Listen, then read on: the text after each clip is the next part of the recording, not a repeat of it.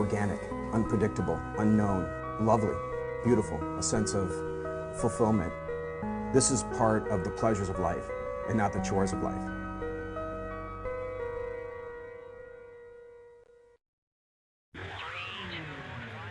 Coming up on Daily Iowan TV, the university is going caveman. Find out what type of bones UI professors are digging up. Plus, the Eastern Iowa Ronald McDonald House is lending a helping hand. We'll show you how they're reaching out.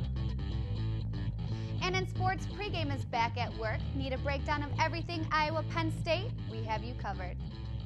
That's all coming your way next. Daily Iowan TV starts now. I'm Tom Brokaw. For more than 100 years now, the University of Iowa community has been waking up to the Daily Iowan. Today, it's the largest newsroom in eastern Iowa. And now you can see the news every night on Daily Iowan TV and get it anytime worldwide at dailyiowan.com.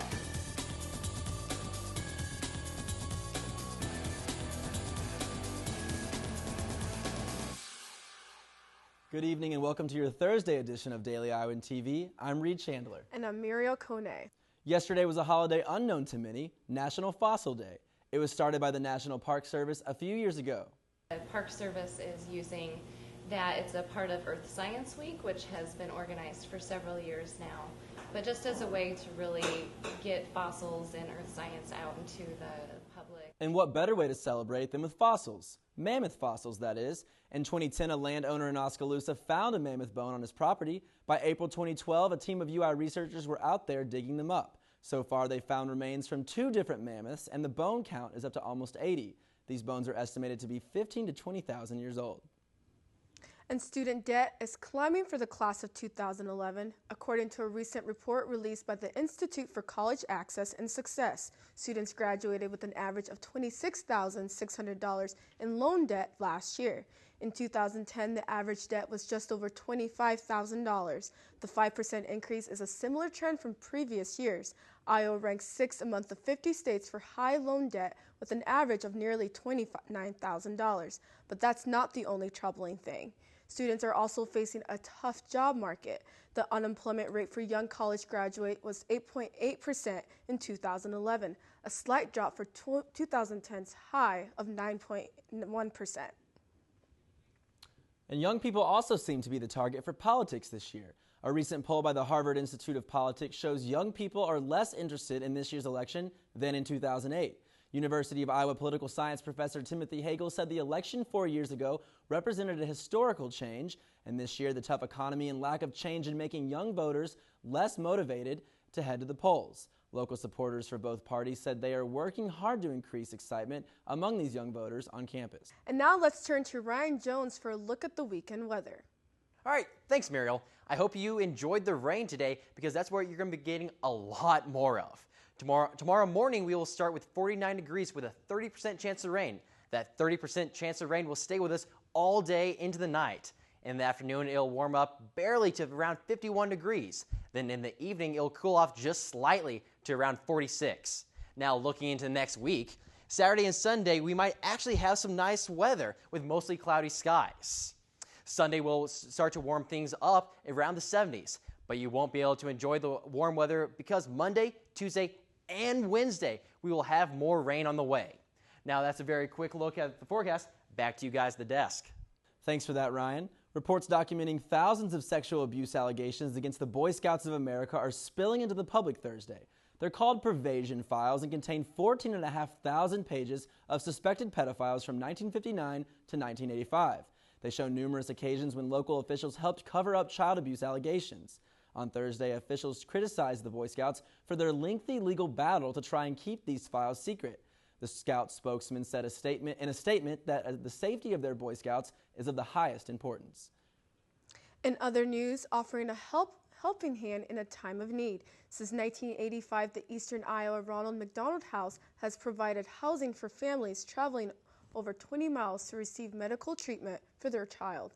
Daily Iowan TV's Brad Maxwell takes a closer look at why this organization is receiving national attention this October. A time for family, a time for friendship, and a willingness to serve. All focal points of the Eastern Iowa Ronald McDonald House earning them the title as October's National Chapter of the Month. There are over 300 Ronald McDonald houses worldwide, so for us to be chosen as the chapter of the month is great. But even with the national attention, families say the home away from home feeling is what keeps them coming to the house. We know it's safe, we know it's clean, and we know we can afford it. The Ronald McDonald House asks only a $15 fee per overnight stay. But a little fee doesn't mean there's little to do. The house is packed with activities, creating a setting that kids sincerely enjoy. I like it here. Why do you like it here? What are your favorite parts about it? TV. Whether it's the simple things like enjoying some TV or spending some time here on the playground, the Ronald McDonald House has an activity for all children. But the real story comes from the families that pass through the house. Families like the Wagners, who are enjoying the Ronald McDonald House for the first time. It's awesome because we can stay within walking distance to the hospital. Before we had to drive 20-30 minutes, and it gets expensive when you're in and out of the hospital like we are.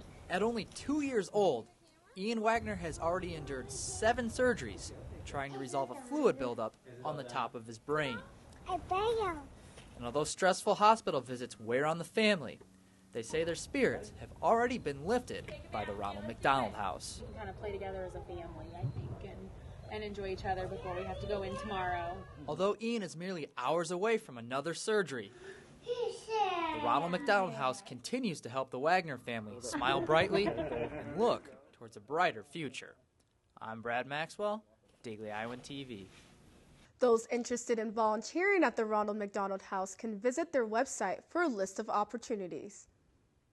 The Black and Gold were taken apart in Happy Valley this last year, with James Vandenberg and the Hawkeye offense struggling to put up points all afternoon. Will Kirk's crew get their revenge? Daily Iowan TV Sports pregame starts now.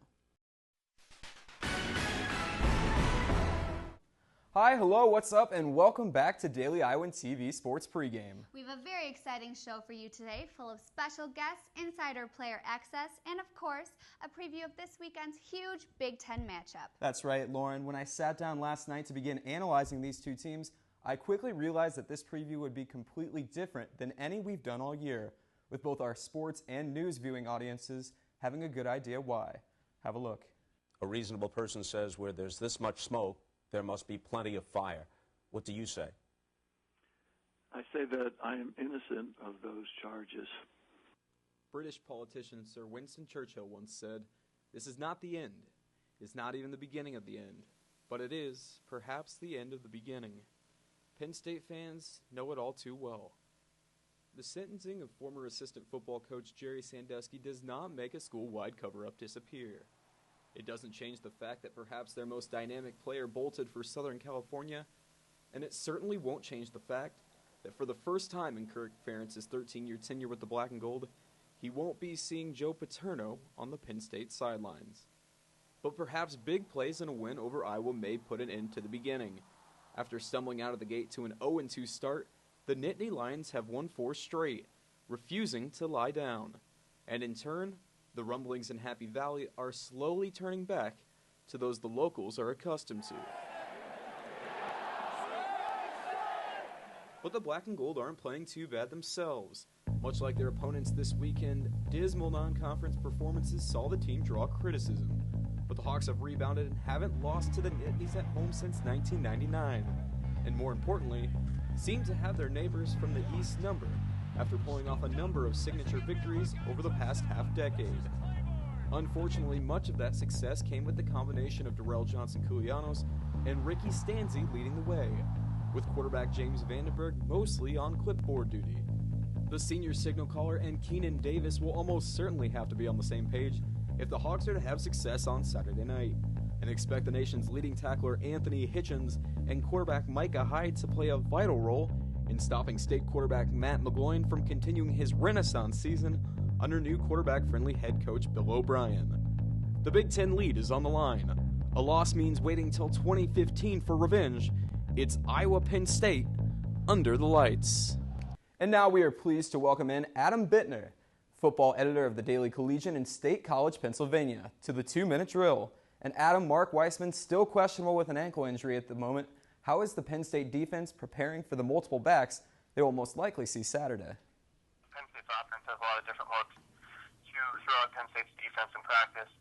So they're really ready to face any type of running back. At least that's what they're saying. So I think, whether Weissman plays or not, Penn State's going to be prepared. And Matt McGloin having a little bit of a renaissance year under quarterback-friendly coach Bill O'Brien. Talk a little bit about the change you've seen in McGloin covering him this year.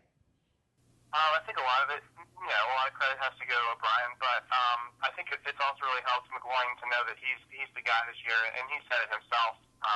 In the past, he's been, the last couple of years, it's always been him or Rob Golden. They've been kind of competing and stuff. This season, he's been the man from the start, and his confidence has grown a lot from what it's been in the past, and I think that's really showed. Adam, obviously a lot of distractions surrounding the team, university, and community. Was there any level of resentment or even distrust toward the football program after what's unfolded over the past year? I don't think anybody ever really felt resentment toward the football program, at least, in the fan base.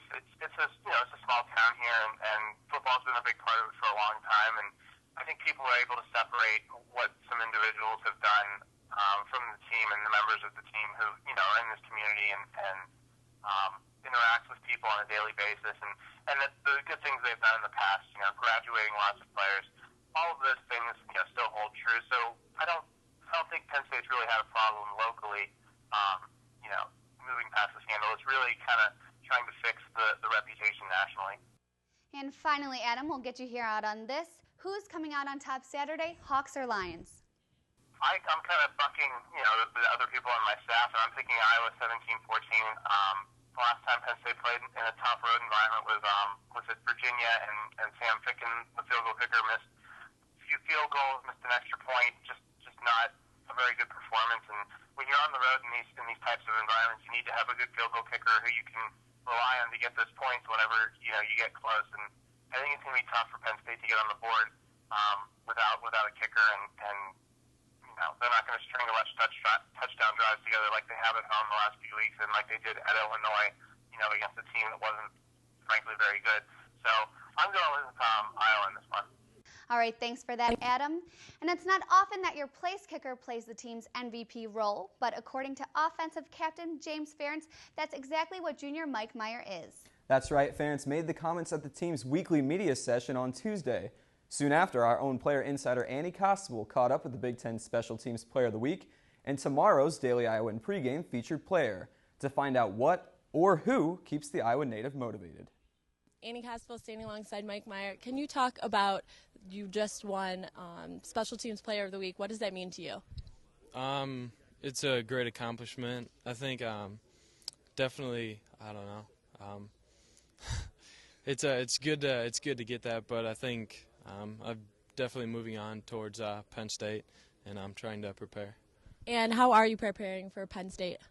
Same as always. I'll kind of just follow the same routine as every week, and try not to change anything up. And Nate Kading, how often do you talk to him, and what is the advice that he gives to you every time you do talk to him? I talk to him pretty consistently. I think just to keep the momentum going, and don't lose anything I'm building up right now. And how much do you appreciate everything that he tells you and everything you've learned from him? It's awesome. You can't get any better advice than from him, and it's definitely helped me focus throughout the games. Well, for Mike Meyer, I'm Annie Costable. Back to you guys in the studio. Thanks, Annie. And while that's all here for us at pregame, be sure to tune back in on Sunday for full coverage of this weekend's contest, and go Hawks. And beat State. Josh and Lauren, thanks. It's going to be a really good game this week. And only with Daily Iowan TV can you get a sneak peek at Friday's pages of the Daily Iowan. Read about why officials want to expand the campus rec center in the near future. Plus updates on Teresa Wagner court case, which is set to wrap up tomorrow. And that's your latest edition of Daily Iowan TV. Be sure to check us out on Sunday at the same time or anytime online at dailyiowan.com. Thanks for watching and have a great night.